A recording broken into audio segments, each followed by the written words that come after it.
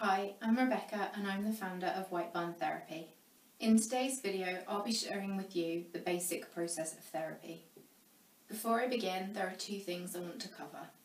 Firstly, I suffer with social anxiety, which was actually one of the reasons I got involved in therapy in the first place. So producing a video isn't easy for most people, let alone for somebody that's worrying about what other people think of them. Therefore, if I fluff my lines as I go through this video, please bear with me.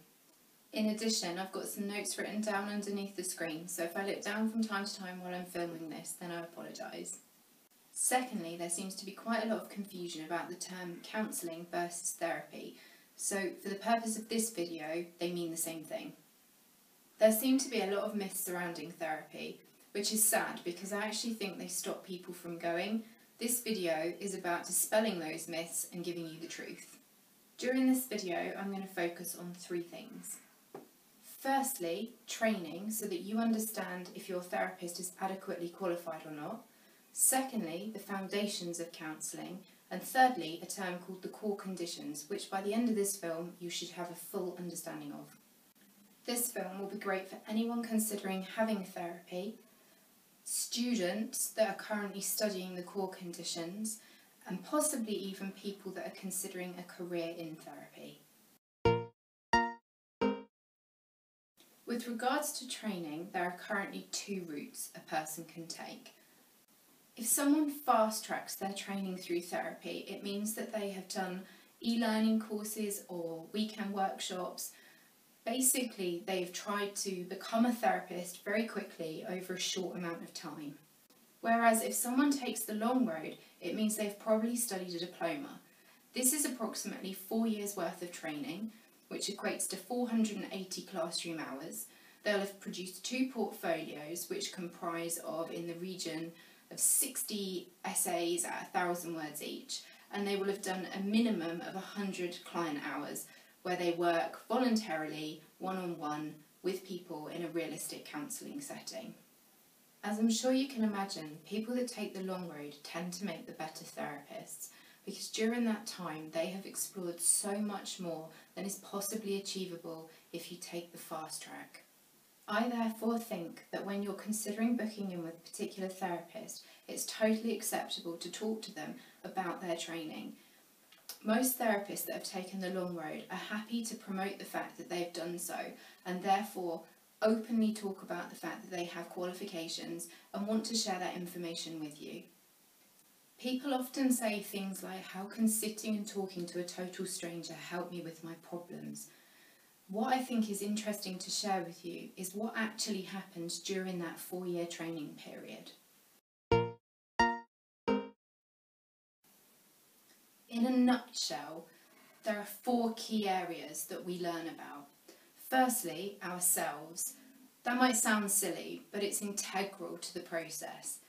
We are pulled apart and we explore every part of our psyche. We look at what makes us tick, how our feelings are evoked, how we respond to things, why we do what we do, the bits about us that we don't really like. It all comes out. We go through that process so that we can take others through that process. Having explored ourselves, we're then able to look at how the minds of others work. As I'm sure you know, there are hundreds of therapists that have gone before us that have developed the most incredible and inspiring and transformational theories.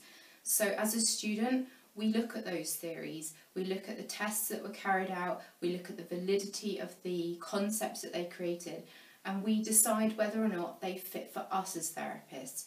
Not all therapists will buy into every theory, and not every theory fits for every client. And that links nicely into the clients. So in doing our voluntary work, we get to have a real taste of what it's like to work with people in a counselling setting. We do what is called case studies, where we carry out a piece of work with a client in a therapeutic way, and then we review it and we analyse it and we look at where we could do better, and we look at what worked and we look at what didn't, and we look at all the areas that we have learnt about then in practice. So when you sit and talk to that total stranger about your feelings and you're not sure how it's going to help you, you can now take comfort in the fact that that person has been there, that person has explored the concepts for hours and hours and hours, and that that person has made a dedicated choice to be part of this profession. So you get more than a chat, you get phenomenal therapeutic insight into your life. And the last thing I want to cover under the topic of training is whether or not you choose to see a purist or an integrative therapist. The difference between those are as follows. A purist is somebody that buys into one concept. They find one theory that really suits them, and then they invest a number of years in training in that specifically. An integrative therapist believes that one theory alone is too restrictive to work with all people. They take the therapies that they are most attracted to and that promote the most therapeutic benefits, and then they combine elements of them until they have formed their way of working that enhances the uniqueness and individuality of the clients that they will be working with. There is no right or wrong answer when it comes to choosing between a purist or an integrative therapist. Some issues that a person might take to therapy are reported to be better treated with specific types of therapy. Therefore, it pays to do your homework and look up what the facts are surrounding the things that you might discuss in therapy. If you find there's a particular style, you can find a purist therapist that will offer that particular treatment. Equally, you can go to an integrative therapist and ask them to place an emphasis on that style of treatment because you've heard that it's better to work with that issue in that way. What I'd say is find a therapist that you connect with, that you strike great rapport with, that you feel comfortable and safe with, and then have that discussion about how you're going to work together. The great-grandfather of therapy is called Carl Rogers. He is the guy that invented the therapy, that traditional kind of therapy where you're sat face to face, the client talks and tells the therapist their problems, and the therapist relays that information back to the client over and over again in lots of different ways so that eventually the client can see themselves in the way that they are presenting themselves to others. It was Rogers who coined the phrase necessary and sufficient core conditions. By this, he meant and he firmly believed that with 6 key factors in place, therapy will take place no matter what.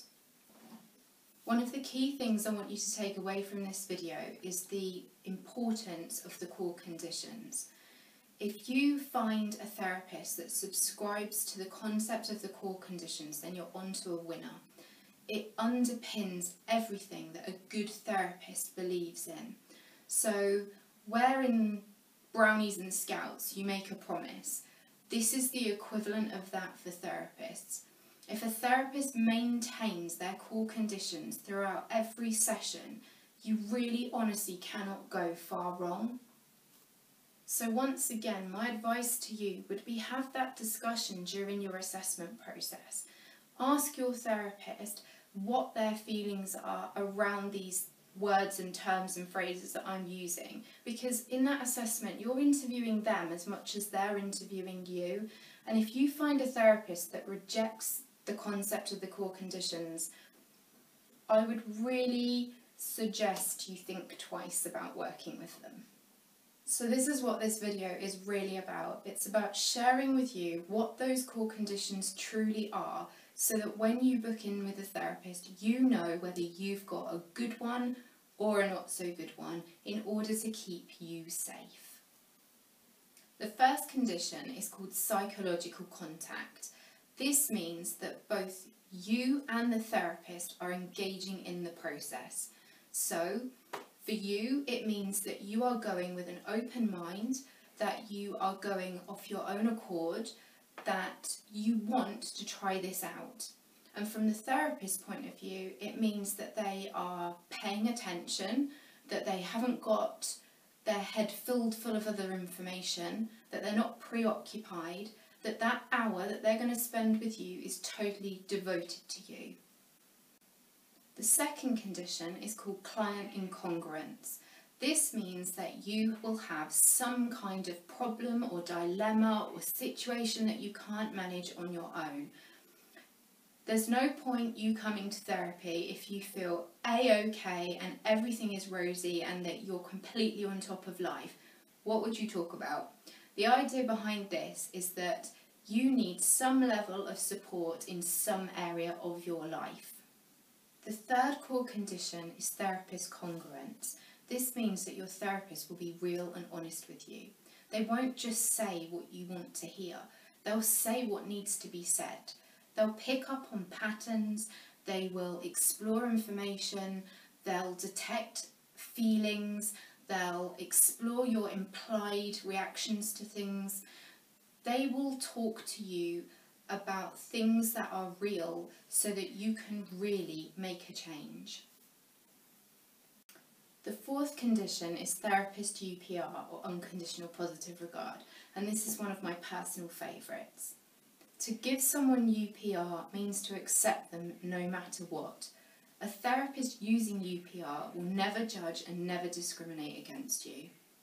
The most amazing thing about a therapist is the fact that they see the person and not the behaviour. That means that it doesn't matter what you've been through in life or what you've done, they will never judge you for your behaviour. They look past that and they look underneath that and they see the person that lies within. UPR is the most special quality of them all because this is the thing that provides you with that safe space where you know that it doesn't matter what you say, you won't be judged. You won't be regarded as someone not good enough. In therapy, you are always good enough and you will always be regarded. The fifth core condition is therapist empathy, and to explain this is easier if I explain the difference between empathy and sympathy. With sympathy, someone will go, "Oh, there, I feel for you," as if they are stood above you, looking down on you, giving you a pat, that it's okay, it's going to get better. With empathy, however, a person gets on your level. They go and stand where you are stood. They're side by side with you. They put their arm around you and they say, "Let's do this together. I feel you. I feel where you are and I'm going to help you with this." So a therapist will never sympathise and they won't look at you and they won't feel sorry for you. They'll stand by your side and they'll help you work out whatever it is that you bring to therapy that you want to have resolve on. The final core condition is client perception. This means that you're open to a willingness to change during the process of therapy. So whatever it was that you brought to therapy in the first place was obviously not working for you. So as you explore things through your therapeutic journey, you'll begin to have new insights and new understanding of things. So client perception is about taking on board whatever it is from therapy works and leaving behind the bits that don't, because not everything will fit for every person. But it's about having that desire to look at things again in a completely new light. Okay, so I'm just going to conclude what we've covered so far today. We've looked at the importance of having a well-trained therapist. We've looked at the difference between a purist and an integrative therapist. And we've looked at the 6 core conditions that are necessary and sufficient for therapeutic change. I really hope the information that I've put together in this video is beneficial and useful for you, and if you have any further comments or questions then please feel free to get in touch. You can do that by visiting our website at www.whitebarntherapy.co.uk and all of our contact information is on there.